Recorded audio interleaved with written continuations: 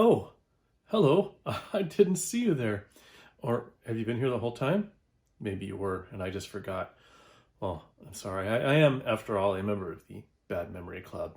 Hi, how you doing? Justin here at This Just In. It is Justin. This is This Just In. Thanks for coming. I'm here to bring you a tag video. It is Tuesday, and I'm filming the tag on Tuesday, but it won't be coming out on Tuesday. But that's fine. I'm bringing to you the Mookse and the Gripes bucket list book tag. I'm not bringing any of the. Well, let me say I tagged myself on this tag. I'm not yet bringing any of the two tags that I'm aware of. I've been tagged on, and still have yet to do. I'm struggling with one of them to come up with some answers still, and the other one I might have completely given up on. But we'll see. I'm bringing you this one anyway. This one looks like it's fun. It's been making the rounds a bit. So I'm hopping on the train on this book tag. Apparently the Mookse and the Gripes, the podcast, a book podcast, obviously. I haven't heard of it. Seems like it may have been restarting or starting another season or something. I don't know, but I might give it a listen. You might give it a listen too.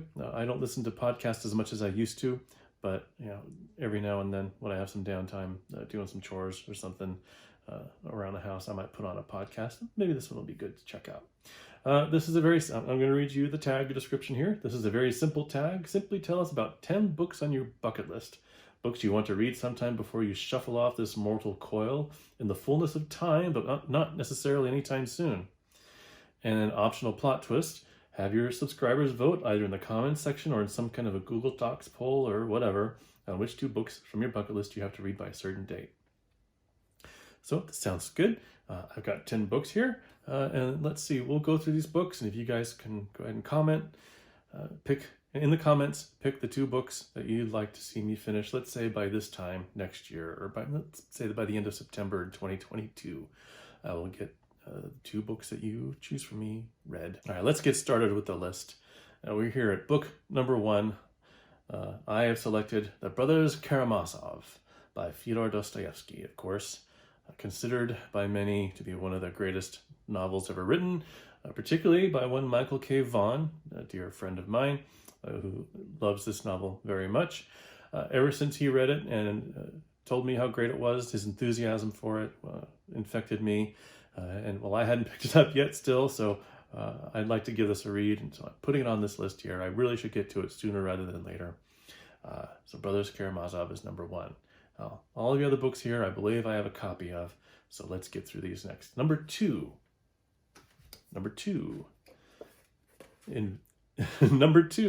Invasion of the Body Snatchers by Jack Finney. The Invasion of the Body Snatchers, the 1956 movie, is one of the first horror movies I saw as a child. I was fascinated by it. And just the last year, I watched the 1978 version and the one from the 90s, directed by Abel Ferrara. All great movies in their own right. I like those movies quite a bit, particularly fond of the one from the 50s. It's childhood, nostalgia, childhood memory for me. And so I would like to read the book that these movies were based on. I have read Time and Again by Jack Finney, and it is a fantastic time travel novel. So I would very much look forward to reading his Body Snatchers.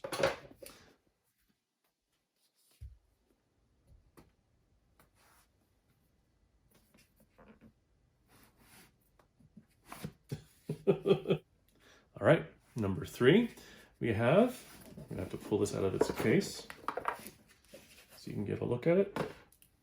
The Silmarillion by J.R.R. Tolkien. This is one of the more recent books that I bought. I bought it with the intention of reading it when I got it, but this is around the time I started BookTube. Things happened. I kind of realized, or I began to realize how much time it took to work on the videos and read books, etc. So this got set aside. I know there was like a whole reading of it not too long ago with David Wiley and some other booktubers, and I managed to miss it. But I can go back and watch those videos as I read the Silmarillion. We of course all know what the Silmarillion is, a classic in fantasy literature, second only to Lord of the Rings, perhaps. This is a pretty cool edition of this book, which if I ever end up reading it and recording a video on it, I can show you more of. All right. So The Silmarillion by J.R.R. Tolkien. Number 4, Dahlgren by Samuel R. Delany. Science fiction novel. I think it's apocalyptic.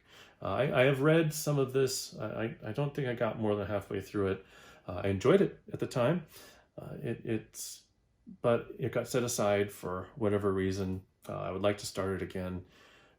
I would start from the beginning, of course, because I remember almost nothing of what happens. So Dahlgren by Samuel R. Delany. Very much like to read this. Let's see how it goes. See how you guys vote. Okay, number 5, the Gormenghast novels. This is quite an undertaking here. But this has been on my list for a long time. I understand it's a classic of fantasy literature. Did I say that already for another book? Anyway, so very important work in fantasy, and I've had this for a while. I started this a couple of times and didn't get very far, nowhere near as far as I got in Dahlgren, but I would very much like to read this as well. So this is going on to my list, the Gormenghast novels by Mervyn Peake. And yeah, thank you. Number 6, a much shorter book than the Gormenghast novels, Beloved by Toni Morrison. I picked up this copy around the time the movie came out, and had just never got around to reading it. I would very much like to read this. It's considered one of the greatest American novels ever written, and I would like to read this. I would like to read more of Toni Morrison's work. This seems like it might be a good place to start. So yeah, Beloved by Toni Morrison. All right, number 7 has a bit more of a personal connection for me. This is The Making of a Chicano Educator, From My Segundo Barrio to Korea, a memoir by Edmundo López, who is my father-in-law. This is a self-published memoir of his. He published it in 2018. It was a follow-up to his first self-published memoir, My Romance with My Segundo Barrio. And I read this. This is wonderful. It follows his life from his childhood on up until he goes into the military, and this picks up from there. I haven't read this yet. I feel bad that I haven't, so it's about time I picked it up and got it read. It's pretty short, so I should be able to get through it by 2022, should it get picked for me. But yeah, I really look forward to reading this. It's kind of a shame, I guess, that I haven't picked it up yet, but it's one of those things that I'll get to it, I'll read it. But I think it's about time I got it done. But it's short enough that even if nobody picks it, which I'll still try and get it read here soon. So yeah, Edmundo López, my father-in-law, the self-published memoirs. Yeah, I may even give the first one a reread before I pick up the second one. Okay, on to number 8. Talent is Overrated by Jeff Colvin. This was suggested to me by my guitar instructor. Actually, we have discussions on talent and practice, whether or not talent is innate, or whether or not it's something that's acquired some other way. That's what this book addresses. He also recommended to me Outliers, the Malcolm Gladwell book, which I listened to the audiobook version of that. And this is the other book he's recommended to me that I would like to read, continue this discussion that we have. Unfortunately, it reads a little bit like a cheesy self-help book. Let me read the back of this to you, or the back of the book to you. I really hope that the book isn't like this, but here, give this a listen. Why are certain people so incredibly great at what they do? Most of us think we know the answer, but we're almost always wrong. That's important, because if we're wrong on this crucial question, then we have zero chance of getting significantly better at anything we care about. Happily, the real source of great performance is no longer a mystery. Bringing together extensive scientific research, best-selling author Jeff Colvin shows where we go wrong and what actually makes world-class performers so remarkable. It isn't specific, innate talent, nor is it plain old hard work. It's a very specific type of work that anyone can do, but most people don't. What's more, the principles of great performance apply to virtually any activity that matters to you. Readers worldwide have been inspired by this book's liberating message. You don't need a 1 in a million natural gift. Better performance and maybe even world-class performance is closer than you think. That's a terrible, terrible blurb, but I'm still going to give the book a read. I trust my guitar instructor's judgment on these things, so I'm still going to give this book a read. Anyway, Tale is Overrated by Jeff Colvin. At number 9, we have a short story collection. To Sleep, Perchance to Dream, Nightmare. This is edited by Stefan R. Jimenowicz. I'm sorry, I can't pronounce that name.